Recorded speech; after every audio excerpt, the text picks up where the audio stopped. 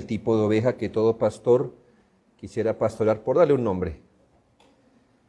En 8 días, espero no ser tan largo como esto, y es el tipo de oveja que ningún pastor quisiera pastorear.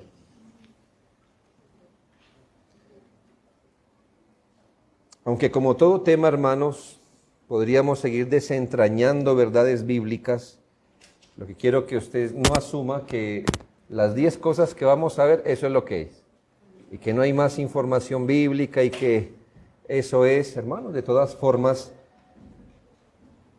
al plantear de esta manera esta enseñanza, lo que le he querido mostrar, sí, algunos rasgos, pero le he querido mostrar más bien es el sentido que hay.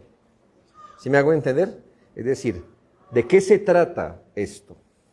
No solamente que usted diga son 10 cosas, sino ha tratado de entender hacia dónde van estos requerimientos, o estos rasgos más bien. Deseo terminar señalando los 2 últimos distintivos del miembro de iglesia que todo pastor quisiera tener, que es una bendición para la iglesia misma y que levanta sus manos para la obra del ministerio de sus líderes. ¿Entiende de dónde viene esta frase, levantar sus manos? Bueno, es una manera de entenderlo, ¿no? Son esas frases bíblicas que se pegan. Y recordamos cuando el pueblo estaba peleando contra los amalecitas, y el pueblo se daba cuenta que cada vez que Moisés alzaba las manos al Señor en dependencia, el pueblo prevalecía, pero cuando Moisés las bajaba, los amalecitas prevalecían. Entonces gente dijo, no, pues aquí hay que mantener las manos arriba. ¿Cómo hacemos? Pues lo sentaron en una piedra y levantaron las manos para que el pueblo pudiera prevalecer. Ese tipo de miembro que levanta las manos de sus líderes para la obra del ministerio. Ahora, quiero decir algo antes de iniciar. Aún si un miembro falló en un tiempo, eso no lo excluye que luego pueda volverse una bendición y un individuo indispensable para el reino de Dios y apoyo invaluable para sus líderes. Si por negligencia o inmadurez una persona en algún tiempo no fue sino carga para sus líderes, en las manos del Señor y con la poderosa ayuda del Espíritu Santo, el tal puede dejar atrás sus aparejos de la carne y consagrarse a Dios y ser una verdadera bendición para su iglesia y sus líderes. Tal fue el caso de Marcos, un hombre joven del que se tenían grandes expectativas al comienzo de la iglesia. En Hechos 12, en el contexto del martirio de Jacobo, recuerda que fue martirizado a espada, y enseguida Pedro fue encarcelado porque posiblemente le iban a hacer lo mismo que a Jacobo, se lo iban a sacar al otro día. Y el Señor lo liberó de forma milagrosa. Recordemos que Pedro va rápido y llega a una reunión de oración más o menos a medianoche a casa de María, madre de Juan Marcos. Ahí está el joven. Así que entendemos que era una familia que servía al Señor, al menos la mamá. Y allí funcionaba al menos una reunión de oración. Y allá fue donde llegó Pedro, a casa de un tal Juan Marcos. Juan Marcos era sobrino de Bernabé. Y eso lo dice Colosenses 4:10. Note que era una familia representativa, pues en la casa de María funcionaba una reunión de oración y Juan Marcos tenía como tío a Bernabé, a nadie, ¿verdad? Tremendo hombre del primer siglo. Este Juan Marcos se añadió a ese dúo maravilloso de Pablo y Bernabé. Hechos 12, 24 y 25 narran, pero la palabra del Señor crecía y se multiplicaba, y Bernabé y Saulo, cumplido su servicio, volvieron a Jerusalén llevando consigo a Juan, el que tenía por sobrenombre Marcos. Un hombre, como dice John Gill, de dones prometedores y utilidad, y juzgado para ser un compañero adecuado con Pablo y Bernabé en sus viajes para la difusión del Evangelio. Es así, hermanos, que empieza el primer viaje misionero de Pablo, y cosas duras pasan en el primer viaje misionero de Pablo. Cosas que posiblemente intimidaron a Juan Marcos, quien en Hechos 13:13 nos dice: habiendo zarpado de Pafos, Pablo y sus compañeros arribaron a Perge de Panfilia, pero Juan, apartándose de ellos, volvió a Jerusalén. Este hombre, que estaba participando del equipo con el que Pablo hace su primer viaje, posiblemente se vio intimidado, temeroso, y prefirió volverse a Jerusalén. Quitó su hombro en días en que se necesitaba valentía, ayuda, lealtad. Marcos se vuelve y deja cojo el equipo apostólico. Igual, el primer viaje de Pablo siguió con un pequeño equipo, enfrentando persecución y resistencia, y así culmina el primer viaje de Pablo, pero a puertas de empezar su segundo viaje, quizás estamos hablando del año 49, se narra en Hechos 15, 36 al 39.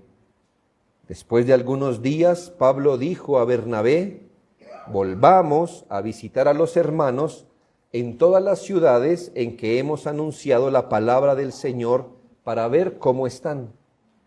Y Bernabé quería que llevasen consigo a Juan, el que tenía por sobrenombre Marcos. Pero a Pablo no le parecía bien llevar consigo al que se había apartado de ellos desde Panfilia y no había ido con ellos a la obra. Y hubo tal desacuerdo entre ellos que se separaron el uno del otro. Bernabé, tomando a Marcos, su sobrino, navegó a Chipre. Ya sabemos que Pablo fue ordenado por la iglesia y fue enviado a su segundo viaje. Hermanos, Marcos falló. Marcos se acobardó. Dejó abandonado el equipo y en la segunda oportunidad que tuvieron de llevarlo, Bernabé dijo: llevémoslo. Pablo dijo: esto es para hombres. Esto es para hombres. Y aquel salió corriendo. Me imagino que Bernabé, un hombre conciliador: no, démosle otra oportunidad. Y Pablo dijo: no me hable de oportunidad cuando se tiene una espada en el cuello, amigo. ¿Sí? No estamos ensayando nada. No me hable de oportunidades cuando el asunto es de vida o muerte. Pero ¿cómo más va a aprender? ¿Quién tiene la razón? Duro, ¿no? Bernabé tomó a su sobrino y se fue a Chipre. Y Pablo arranca su segundo viaje misionero sin Bernabé. Pasaron muchos años del ministerio de Pablo, porque le dije que el segundo viaje era más o menos para el año 49. Pasaron muchos años de Pablo, del ministerio de Pablo, y en Colosenses y Filemón, cartas que se escriben entre el 60 y 62, se encuentra de nuevo a Marcos. ¿Y dónde lo encontramos? Como parte del equipo apostólico. Colosenses 4:10, Aristarco, mi compañero de prisiones, os saluda, y Marcos, el sobrino de Bernabé, acerca del cual habéis recibido mandamientos, si fuera vosotros, recibidle. Esto lo dice Pablo, 20 años después de lo que pasó. En algún momento de esos 20 años, en algún momento, Marcos vuelve a ser tenido en cuenta para trabajar en la obra del Señor. ¿Y eso qué le indica, hermanos? Que aun si una persona falla, que si una persona tropieza, si un maestro, un predicador falla, tropieza, el Evangelio no le pone una lápida encima. Hermanos, Esta es la iglesia de Cristo, donde hay una segunda y una tercera y muchas más oportunidades. ¿Me hago entender? ¿Cuánta Biblia nos falta, hermanos? Filemón 24, Marcos, Aristarco, Demas y Lucas, mis colaboradores. ¿Ya ve? Pasó de ser un, no lo llevemos que este es cobarde, a mi colaborador, cuidadito, los puedo contar con esta mano y me sobra un dedo. ¿Ya? 4 colaboradores. Pero la referencia de 2 Timoteo 4:11, aproximadamente entre el 64 y 67, nos deja con un buen testimonio de Marcos. Dice el apóstol, ya terminando sus días, solo Lucas está conmigo, toma a Marcos y tráele contigo porque me es útil para el ministerio. Y claro, no podíamos dejar pasar a Marcos sin el testimonio de su mentor, Pedro. Primera de Pedro 5:3. O sea, que él fue mentor, ¿no? Digamos que lo que Timoteo fue para Pablo, Marcos fue para Pedro. ¿Ya? Y en Primera de Pedro 5:13 se lee con mucho afecto: la iglesia que está en Babilonia, elegidamente con vosotros, y Marcos, mi hijo, os saludan. Hermanos, aquí está un hombre. Así que lo que le quiero decir es que esto indica que un miembro que antes fue una carga, negligente, cobarde, descuidado, lo que sea que haya pasado, puede en la gracia de Dios consagrarse, recuperarse, levantarse y venir a ser útil al reino, bendición a su iglesia y gloria de sus líderes. Ahora, continuando con los rasgos, hermanos, como noveno, el tipo de oveja que todo pastor quisiera tener es generoso con lo suyo para el reino de Dios. Existe un distintivo que se recuerda varias veces en la Escritura, muchas veces de forma directa, otras veces de forma indirecta, el que las páginas de la Escritura dejaron como testimonio. Es la generosidad, la liberalidad, el desprendimiento o prodigalidad de los hermanos con sus propios bienes. Desde la época del Señor Jesucristo se refirieron en los mejores términos a discípulos que eran generosos. En Lucas 8, 1 al 3, por ejemplo, se nos dice: aconteció después que Jesús iba por todas las ciudades y aldeas, predicando y anunciando el evangelio del reino de Dios, y los 12 con él, y algunas mujeres que habían sido sanadas de espíritus malos y de enfermedades, María, que se llamaba Magdalena, de la que habían salido 7 demonios, Juana, mujer de Chuza, intendente de Herodes, y Susana, y otras muchas que le servían de sus bienes.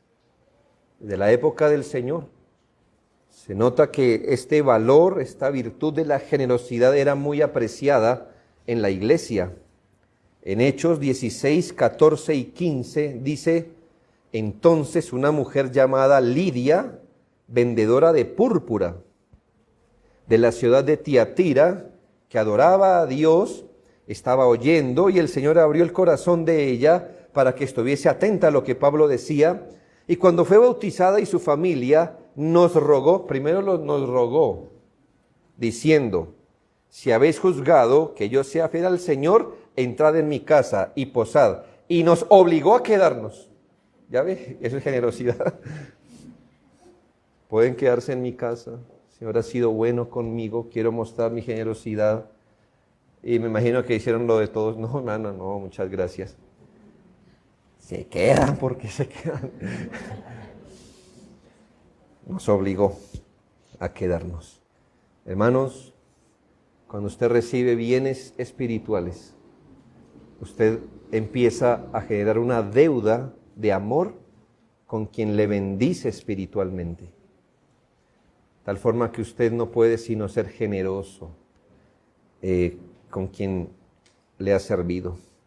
Note por favor que hago énfasis en ser generoso con lo que es suyo.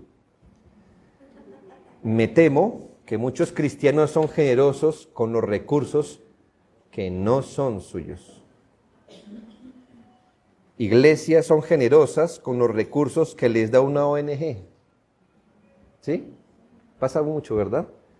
La iglesia consigue un contrato con una ONG que le da hartos mercados. Ellos son generosos con los mercados de la ONG.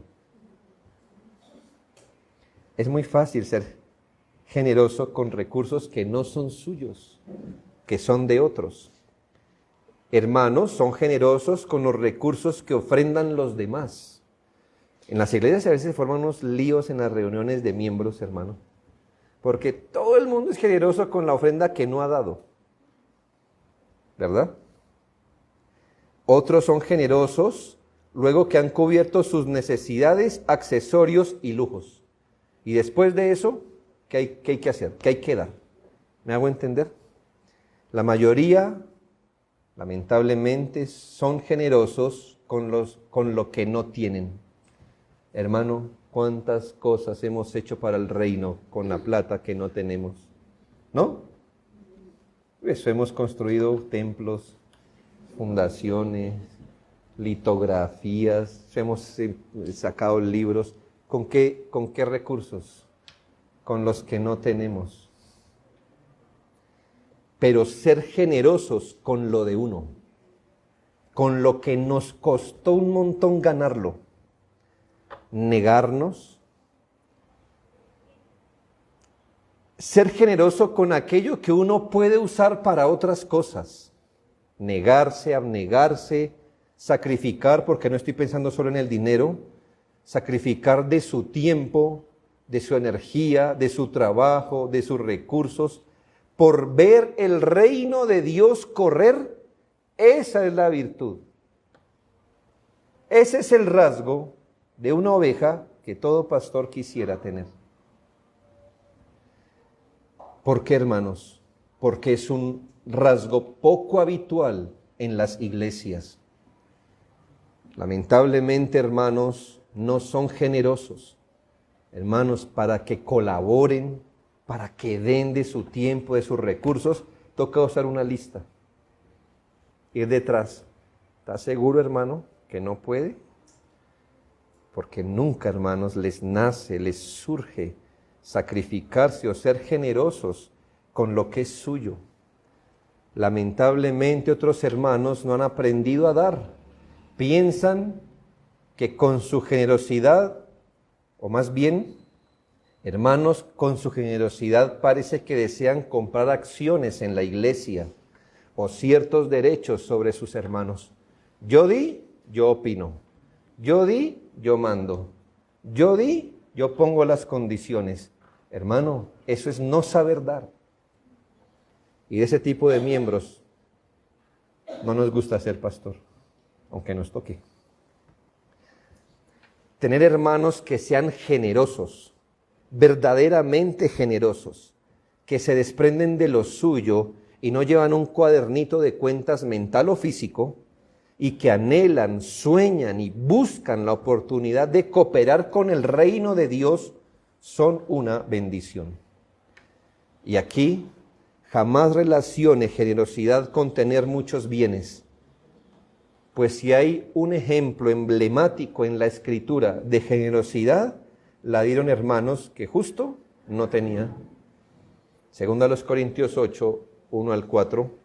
Asimismo, hermanos, os hacemos saber la gracia de Dios que se ha dado a las iglesias de Macedonia, que en grande prueba de tribulación, la abundancia de su gozo y su profunda pobreza abundaron en riquezas de su generosidad, pues doy testimonio de que con agrado han dado conforme a sus fuerzas y aún más de sus fuerzas, pidiéndonos con muchos ruegos que les concediéramos el privilegio de participar en este servicio para los santos.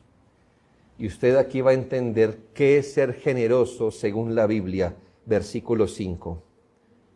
Ser generoso, según la Biblia, es primeramente darse al Señor y luego a nosotros por voluntad de Dios. ¿Sabe dónde empieza la generosidad? Dándose usted, no dando algo de usted, es dándose usted, es diciendo, aquí estoy, y detrás de mí vienen mis recursos, detrás de mí viene mi tiempo. Eso es ser generoso. Para los hermanos que les gustan las matemáticas, si una persona gana tan solo al día 5,000 pesos y ve a alguien o ve una causa en la iglesia y da 2,500 pesos, ¿ya? Pero otro hermano gana 5 millones y con la misma necesidad da 500,000 pesos, ¿quién dio más? ¿Ya? Uno gana 5 millones, dio 500,000 pesos. ¿Cuánto es eso? ¿Ya? El otro gana 5,000 y dio 2,500. Sí, hermano, eso es generosidad. ¿Quién dio más? ¿Ya nota? Ahora, ¿quién tiene más? ¿Verdad? ¿Sí nota, hermano? Por eso le digo que generosidad, nunca lo asocie con tener harto, porque usted puede tener harto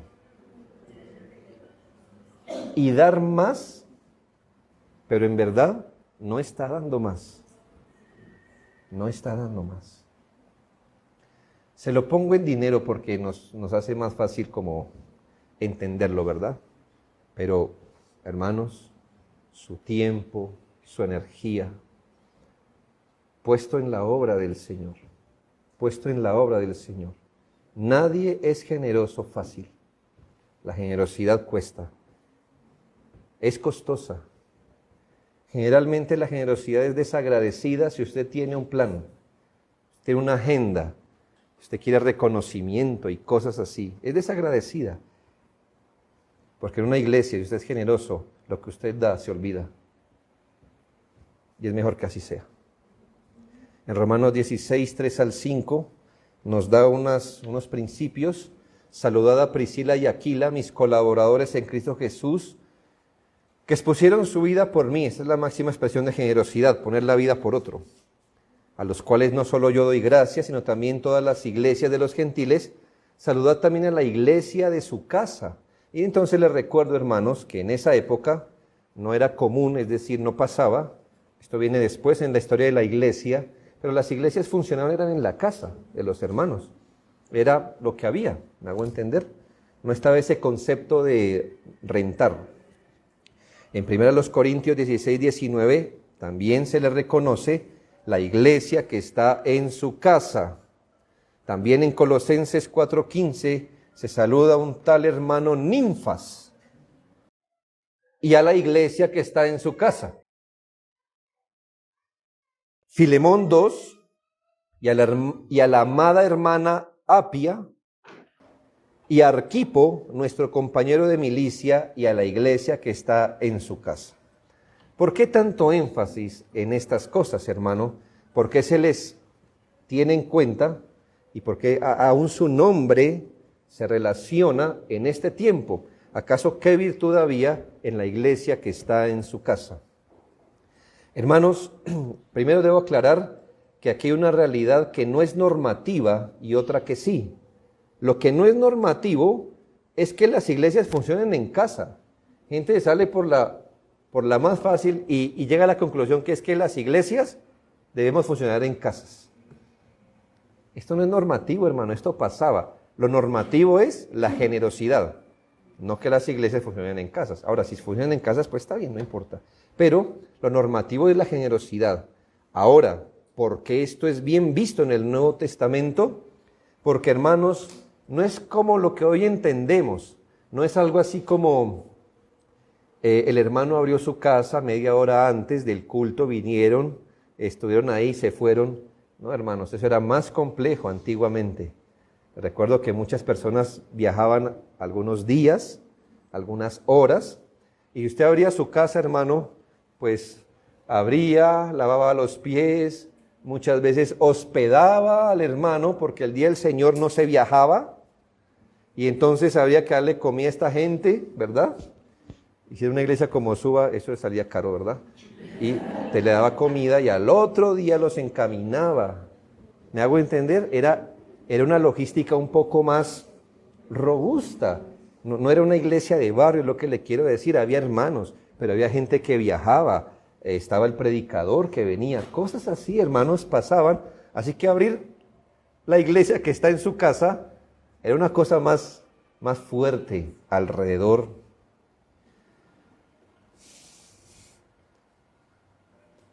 Y esto parecía ser lo que ocurría en estos lugares. Pero deseo terminar este argumento de generosidad con el hermano Gallo, ya que además de mostrarnos que era generoso, este versículo, este texto de 3 de Juan 5 al 8, es muy iluminador, hermanos. Es muy iluminador porque nos ofrece cuál es el propósito de la generosidad. Y entienda esto, hermano, que usted puede ser generoso, pero no necesariamente un buen miembro de iglesia. Hay gente generosa, hermano. Hay generosa. Hay cristianos generosos. ¿Cómo qué? Como los invito a comer a esa ala toda mi casa hoy. ¿Generoso o no? Pues sí, qué bueno. O ¿quién de los niños aquí no tiene zapatos? Generoso. No necesariamente es la virtud que estamos viendo. Y por eso 3 de Juan 5 al 8 es muy importante, para que usted note cuál es la generosidad de la que estamos hablando. Amado, fielmente te conduces cuando prestas algún servicio a los hermanos. Se empieza a tejer ahí. Fielmente te conduces cuando prestas un servicio a los hermanos, especialmente a los hermanos desconocidos, los cuales han dado ante la iglesia testimonio de tu amor. Siga subrayando. Y harás bien en encaminarlos, como es digno de su servicio, para que continúen su viaje, porque estas personas salieron por amor del nombre de Él, sin aceptar nada de los gentiles. Nosotros pues debemos acoger a tales personas para que cooperemos con la verdad. Subraye eso, muy importante. ¿Cuál es la virtud de la generosidad de la que estamos hablando aquí? Ahora, ¿usted quiere ser generoso con su familia y todo? Pues hermano, gloria a Dios. O sea, hágalo, ¿cierto? Invite a almorzar a su familia, a sus amigos, gásteles un viaje, lo que sea. Eso es generoso, está bien. Pero no es la virtud a la que nos estamos refiriendo. ¿Cuál es la virtud a la que nos estamos refiriendo? Quien es generoso es fiel y leal en su servicio. Quiere decir que se identificó, esta persona se entendió como que Dios lo llamó a ocupar ese lugar en el reino de Dios. Como si Dios le hubiera dicho, su parte en el reino es ser generoso. Y es fiel en eso. Además, el generoso es generoso como muestra de amor. ¿Ya? Vamos a suponer que yo quiero ir a Girardot. Y entonces le digo, ay, hermano Arturito. Arturito es el que está atrás. Ay, lo invito a almorzar. ¿Se le ofrece un tintico? Ah, pero si Dios viera mi corazón, ¿qué vería? Que es que en el próximo festivo yo quiero ir a Girardot y no tengo dónde quedarme. Ay, hermano Arturito, ¿y el festivo piensa salir? No, ahí le caigo. Hermanos, eso no es ser generoso. Eso es pagar. Yo estoy pagando por adelantado. ¿Ya? Generoso es ser desprendido con la única razón, amor. Quiero mostrar mi amor. De tal forma que si usted no me paga, pues no le estaba pidiendo, ¿verdad? Si usted no me saluda, si usted no quiere, no importa. Yo estaba mostrando, era mi amor, no quería su amor, lo que quería era demostrar mi amor. Pero aquí está la finalidad, ser generoso, como el valor que estamos viendo, es ser generoso como una cooperación con la verdad. Hermano, yo puedo invitar a toda mi familia a almorzar y todavía no cooperar en nada con la verdad. ¿Sí o no? Ser generoso como el valor que estamos mostrando es que usted se dé usted mismo su tiempo, sus recursos, lo que sea, con tal de ¿qué? De que la verdad avance, de que la verdad gane, que haya un reporte de beneficio para la verdad. Y ahí sí midamos entonces la generosidad, hermanos. Entonces, ¿qué hacía el hermano Gallo? Hospedaba gente que ni conocía, pero estaban referidos por las iglesias. Seguramente ahí se deja ver. Esta gente había rechazado recibir ayudas de sus amigos, de todos, no. Vamos a depender del Señor. ¿Y qué hacía el hermano Gallo? Los hospedaba y luego los aparejaba de todo lo necesario para que continuaran su viaje misionero. ¿Con qué propósito lo hacía? Hermanos, Gallo no tenía un hostal, era una casa donde equipaba a los santos para que ellos fueran a predicar y no les faltara nada. Entonces, ¿estaba cooperando o no con la verdad? Pues por supuesto, Gallo no sé si predicaba o no, pero no sé cuántos predicadores puso a predicar. Eso es ser generoso. O sea, que el evangelio reporte un beneficio. Eso es ser generoso. Eso es ser generoso. Note que se dejan de lado los motivos y estrategias de falsa generosidad. Gallo no quería ser discípulos suyos, que nada tenían que ver con la verdad. Pero es una gran bendición ver hermanos que tienen el reino de Dios en mente, el progreso de su iglesia local, el progreso de la verdad, y sean generosos por ver eso. Este tipo de miembros, todo pastor quisiera pastorear. Todo pastor quisiera pastorear. Porque hay una identificación, porque los pastores queremos lo mismo. Y el hermano quiere lo mismo. Y aporta para lo mismo. Y décimo y final, hermanos, el miembro de iglesia que todo pastor le gustaría tener, conforta y consuela el corazón de sus líderes.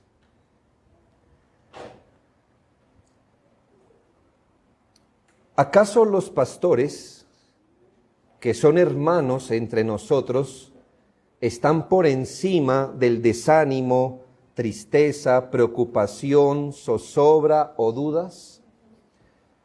Hermanos, si bien los líderes son líderes por su madurez espiritual, por supuesto,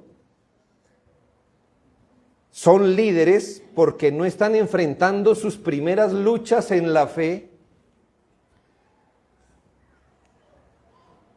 porque no están viviendo sus primeras aflicciones, son líderes porque no enfrentan las cosas como lo hacen los hermanos inmaduros.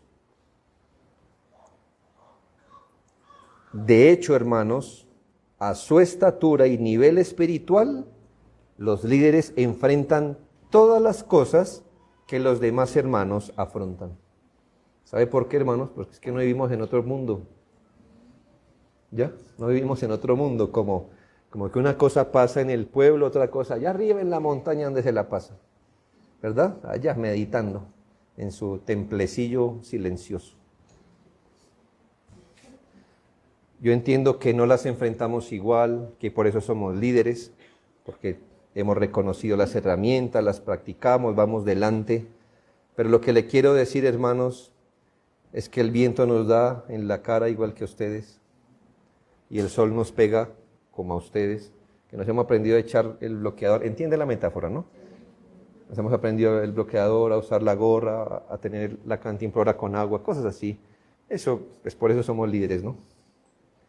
Pero hermanos, enfrentamos las mismas cosas que usted enfrenta.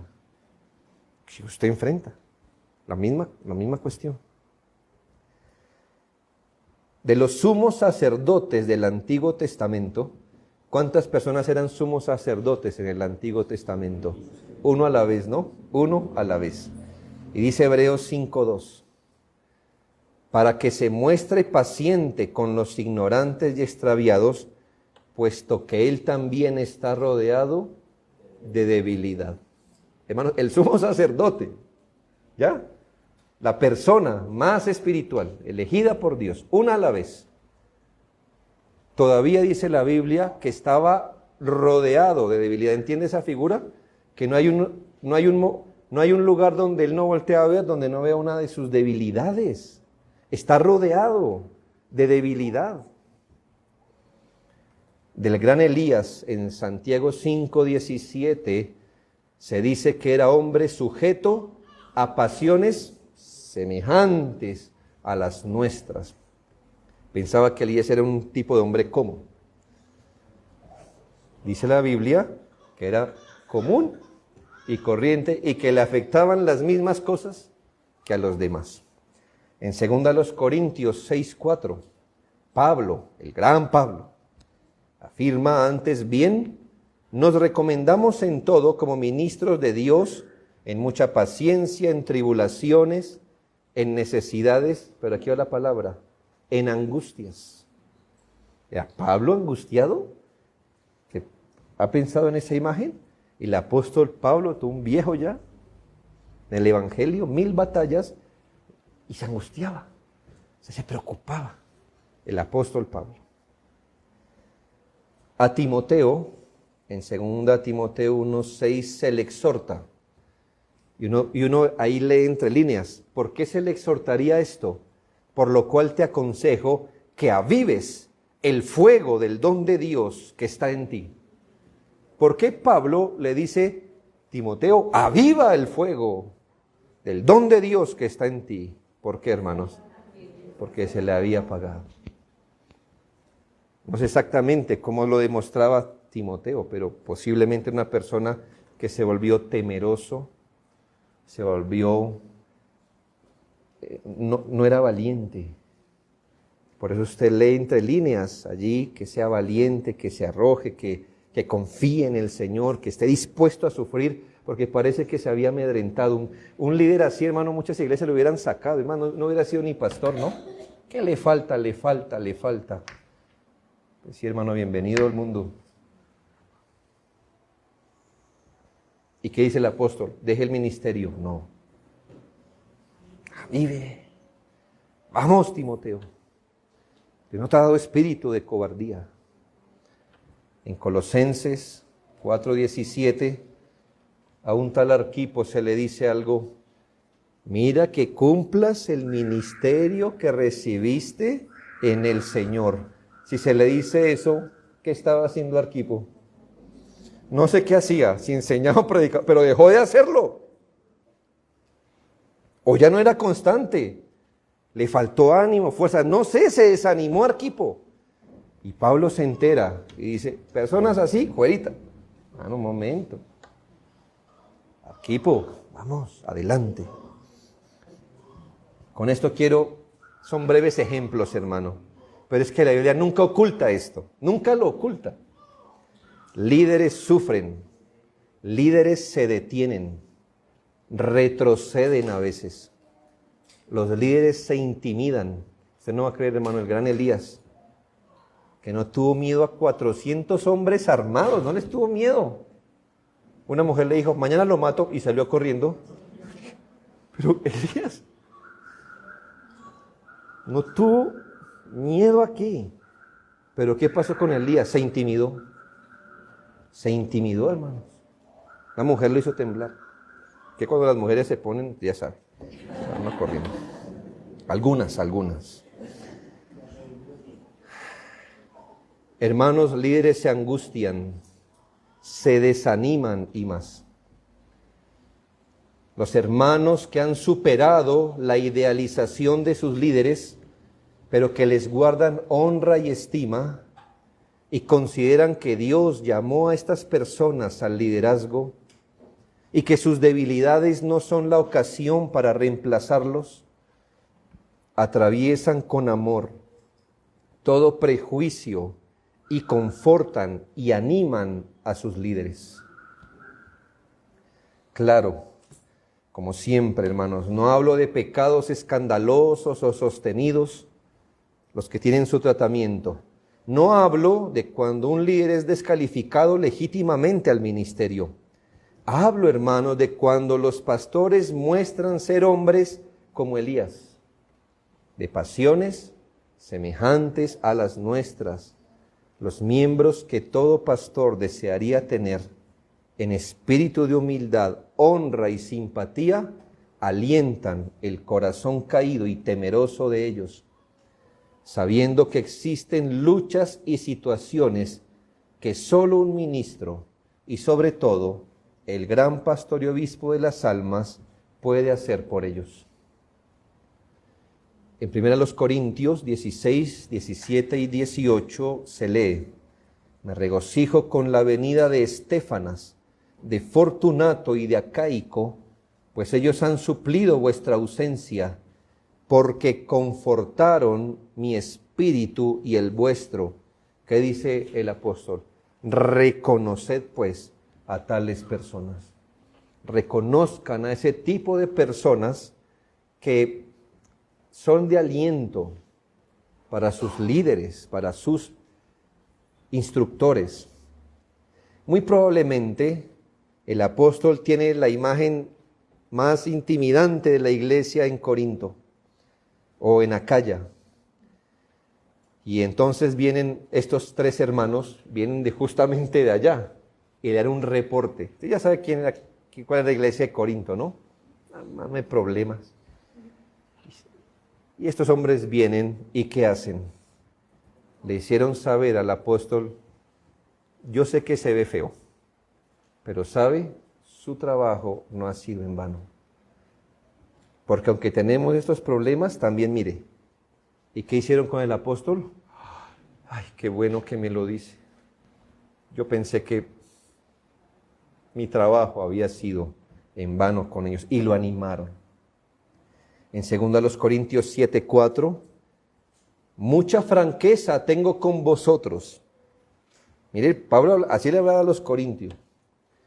Lleno estoy de consolación, sobreabundo de gozo en todas nuestras tribulaciones. Una iglesia que pudo serle dolor a Pablo, ahora le llenaba de consolación. No solo, dice John Gill, no solo con consuelos divinos y espirituales de Dios, sino con las noticias que Tito traía del estado de esta iglesia, del buen efecto que la reprensión y el consejo del apóstol habían tenido sobre ellos, y del ofensor entre ellos, y de su tierna y afectuosa consideración hacia él. Esto le llenó hasta el borde de consuelo. A veces, hermanos, los líderes se alientan con un buen reporte, ¿verdad? Claro, pero no todo está mal, mire esto, mire lo otro. Cuando se les muestra afecto, cuando dice, no todo el trabajo ha caído en vano, hay un remanente. Todo esto alienta el corazón de los pastores que se dedican a la tarea de sembrar en el reino. Tenemos otro caso en 2 Timoteo 1, 16 al 18. Tenga el Señor misericordia de la casa de Onesíforo, porque muchas veces me confortó o me alivió, y no se avergonzó de mis cadenas, sino que cuando estuvo en Roma me buscó solícitamente y me halló. Concédale el Señor que haya misericordia acerca del Señor en aquel día, y cuánto nos ayudó. La palabra ayudó aquí es diaconeo. En Éfeso tú lo sabes mejor. ¿Qué hizo Onesíforo y su familia? Hermanos, primero le confortó, le animó. Estaba en la cárcel, lo animó. Pero también dice que no se avergonzó de sus cadenas. Qué buen ánimo da esto, hermanos. Ministros son puestos en ridículo, y la mayoría de gente los deja ahí. Están en ridículo, dejémonos ahí, porque si nos acercamos, nosotros también nos identificamos con su ridículo. ¿Qué hizo este hermano? Ya somos dos haciendo el ridículo. ¿Ya? No se avergonzó de las cadenas del apóstol. Dice que lo buscó solícitamente. Qué lindo es esto. Que preguntó por todas las cárceles hasta que halló a Pablo. Y por eso Pablo está muy agradecido con él. Pablo no recibió una carta de Onesíforo diciendo, oraré por ti, que Dios te ayude, o para eso estás en el ministerio. No, hermanos. Lo buscó y lo animó, porque era un hombre de pasiones semejantes a las nuestras. En Colosenses 4, 10, 11, dice: Aristarco, mi compañero de prisiones, os saluda, y Marcos, el sobrino de Bernabé, acerca del cual habéis recibido mandamientos, si fuera vosotros recibidle, y Jesús, llamado Justo, que son los únicos de la circuncisión que me ayudan.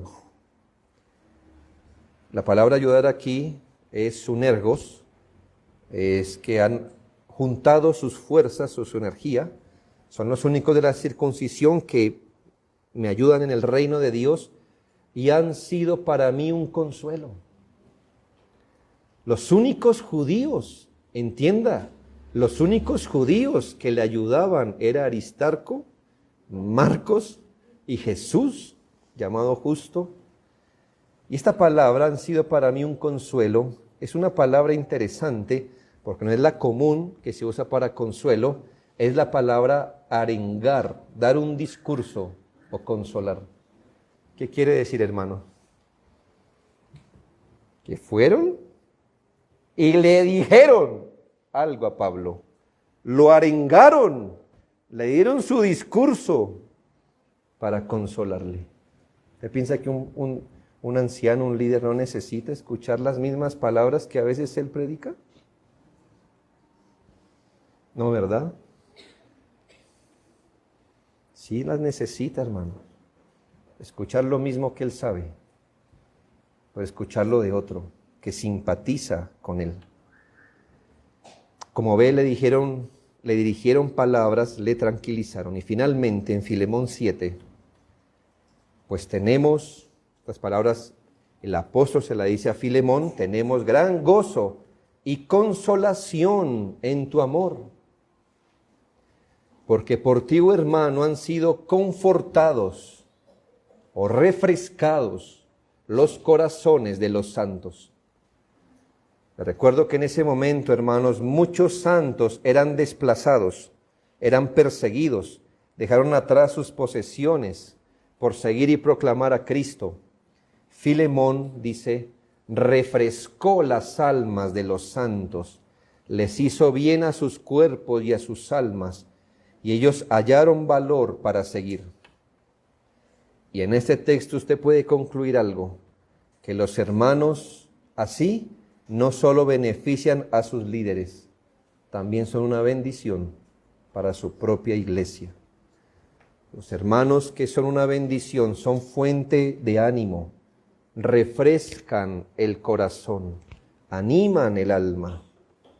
Distinto al hermano que tiene intranquilo a todos, que es una fuente de inquietudes, que es fuente de preocupaciones, de sospechas, del hermano cuyo trato es árido, pesado y preocupante. Aquellos hermanos que con agrado los pastores ponemos ante el trono de Dios y que son una verdadera bendición para los demás, confortan, refrescan y consuelan los corazones del pueblo de Dios. Vimos, hermanos, que los rasgos de aquella oveja agradable en el redil de Dios, voy a hacer un resumen, es que perseveran en el Señor y siguen a Cristo con el pasar de los años y lo siguen con firmeza. Son hermanos de buen testimonio y dejan en alto el nombre de Dios, de la iglesia y de sus líderes. Son miembros que trabajan diligentemente en las tareas que Dios encomendó a la iglesia y que en reconocimiento de sus capacidades aún son siervos de siervos. Los miembros que todo pastor quisiera pastorear son hermanos que se han hecho querer y se han ganado el respeto y afecto de sus hermanos, que además son compañeros y son más que hermanos. También tienen como rasgo el que son leales a Dios, a la verdad, a la iglesia y a sus líderes, que no son traicioneros ni traidores de las causas de Dios, pero que además hacen sacrificios y son abnegados por la obra de Cristo. Hoy terminamos diciendo que son generosos con lo suyo, en cooperación con la verdad, y que traen consuelo, ánimo y regocijo a la iglesia y a sus líderes. ¿Qué tipo de oveja es usted? ¿Qué tipo de oveja o de miembro de iglesia es usted? Pásese por este examen. ¿Se considera usted que es una bendición para la iglesia y un miembro que da gozo a sus pastores? ¿Cree que Dios lo usa en medio de esta iglesia para animar, fortalecer, trabajar y cooperar con la verdad y ayudar a quienes están proclamando la verdad? ¿Es usted una oveja a la que pastorear es un honor y un privilegio? ¿Piensa que en su caso es ese tipo de miembro que sus pastores pastorean con gratitud, ánimo y buena disposición? ¿O es acaso la oveja difícil de pastorear, dura de guiar, complicada de enseñar? ¿Es un miembro de la iglesia negligente, arisco, difícil, problemático? ¿Es usted la tristeza de esta iglesia, el lamento, la pesadez de una congregación y de sus pastores? ¿Acaso es ocasionalmente un instrumento del diablo para destruir, desanimar y obstaculizar la obra de Dios? ¿Qué tipo de miembro es usted? Recuerde que el Señor dijo: el que no es conmigo, contra mí es, y el que conmigo no recoge, desparrama. Como nos enseñó nuestro hermano, no hay puntos medios.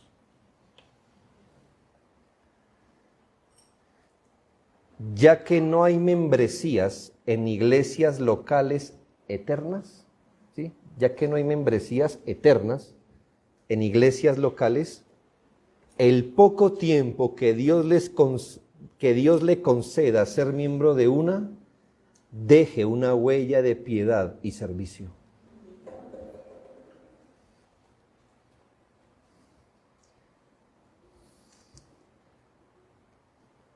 Hay bebés que son complicados. Me imagino que si un bebé de pura rabia muerde el seno de su madre con rabia y le deja su moretón a la mamá, todavía ella lo va a alimentar,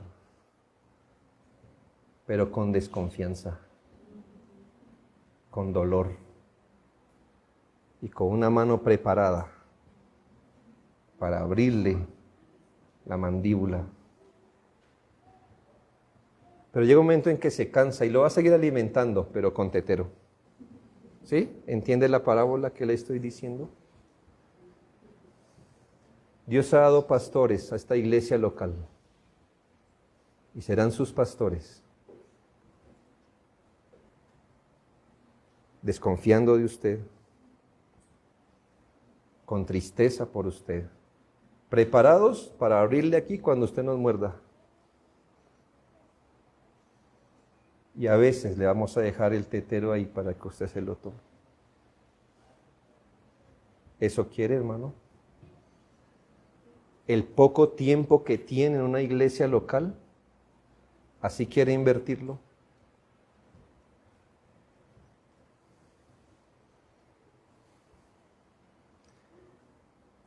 el poco tiempo que Dios le conceda, deje una huella de piedad y de servicio.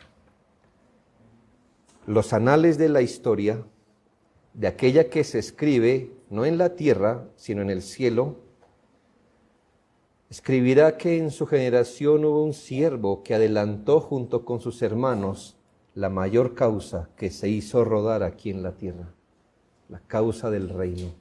Váyase así al cielo, váyase con ese testimonio al cielo.